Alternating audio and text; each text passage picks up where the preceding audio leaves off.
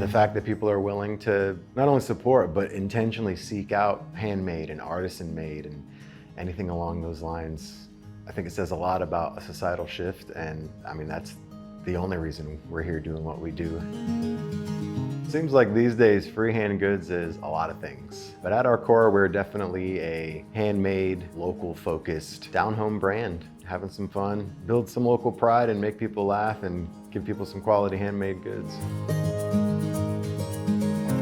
It's always really interesting to me to look back in retrospect and think about exactly what we've done and how we've grown as a brand, given that we started with a two-wheeled military trailer to a 200 square foot brick and mortar that we somehow built out into this powerhouse of a headquarters, to then for a point, me actually working in an Airstream trailer that we used to take around to events. And then we actually started hiring employees to work in the East End store. And then from there, we opened a second location over in the Hourglass district.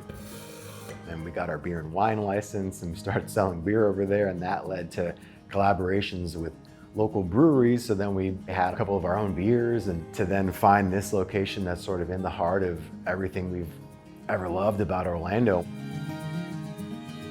And now to the whole family all being here under this big roof, and to look back and know that we've had all those adventures and gone through all those things, let alone, hundreds of t-shirt designs. It's really wild to reflect on that legacy. It's all still surreal to me.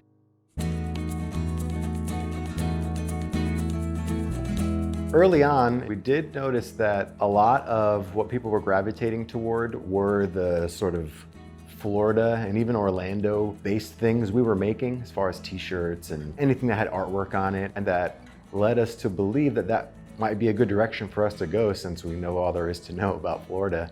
And additionally, we found tourists and just general out-of-towners wanting to take something home to remind them of their time in either Florida or Orlando that didn't have to do with the parks. We built that into our branding, and it became sort of a core principle of who we are as a brand and as Freehand Goods. I've come to learn that Freehand Goods is strangely beloved by a lot of the local community. I found the support to be really overwhelming, honestly.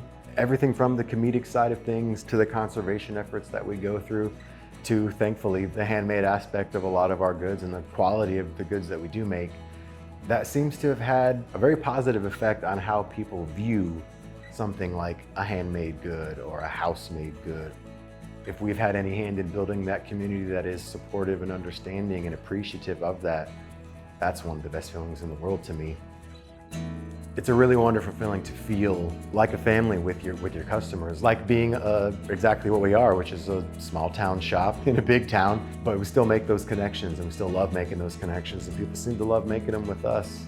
And to be able to have those interactions to me is huge.